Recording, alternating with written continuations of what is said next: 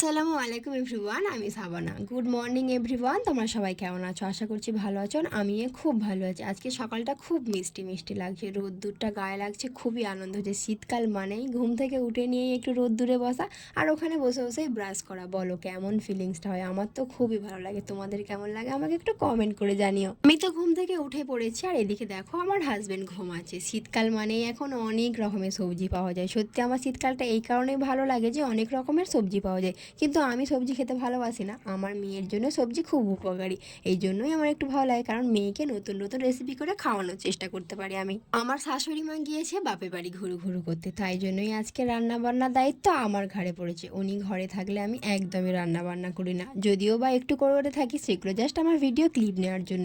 উনি আমাকে এতটাই ভালোবাসেন যে আমাকে রান্না বান্নার দিকে যেতে দেয় না। আমি সারাদিন আমার মেয়ের খেয়াল রাখি আর উনি আমাদের খেয়াল রাখেন। আজ আমি ফার্স্ট টাইম মাছ কেটেছি, কোনোদিনও মাছ কাটেনি। আমার আব্বুজির বাড়ি থাকায়ও কোনোদিনও কাটেনি, আর শ্বশুর বাড়িতে এসে একদিনও কাটেনি। আজ আমার ফার্স্ট অনুভূতি হলো মাছ কাটার, তাও আমাকে আমার শ্বশুরমশাই একটু হেল্প করে দিয়েছেন। এই মাছের পিঠে আবার ডিম ছিল, আমার তো খুবই আনন্দ লাগছিল। আমি একা একাই মাছ বেছে নিই, আবার মাছটাকে ভেজেছি। দেখো কত সুন্দর করে। মাছটাকে কি মাছ বলে আমার ঠিক জানা নেই, কিন্তু আমার শ্বশুরমশাই বলেছিলেন যে এই মাছটাকে ঝাল করতে, তাই জন্য যা যা উপকরণ লাগে আমি সেইগুলোকে দিয়ে দিয়েছিলাম। ফার্স্ট টাইম রান্না বান্না করছি, জানি না কেমন হবে।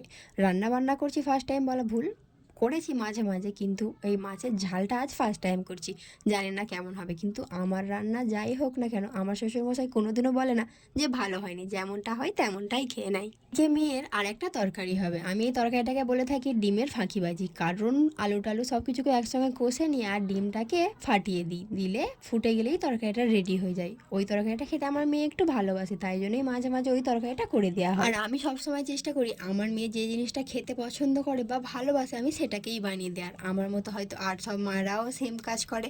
আমরা মা মানেই তো সবসময় চাইবো বাচ্চারা যাতে খুশি থাকে সেই কাজটা করার, তাই না বলো? একটা বাচ্চাকে এতটা বড় করতে গিয়ে এত কষ্ট করতে হয়, সত্যি আমি বুঝতে পারতাম না। আমার মেয়ে হওয়ার পর থেকে না আমার সত্যি ফিলিংসটা একদম আলাদা হয়ে গেছে। ওর একটু শরীর খারাপ হলেও আমার ভালো লাগে না, ও না খেলে আমার ভালো লাগে না। আমার সবসময় মনে হয় আমার বাচ্চা যদি ফিট থাকে তাহলে আমিও ভালো থাকবো।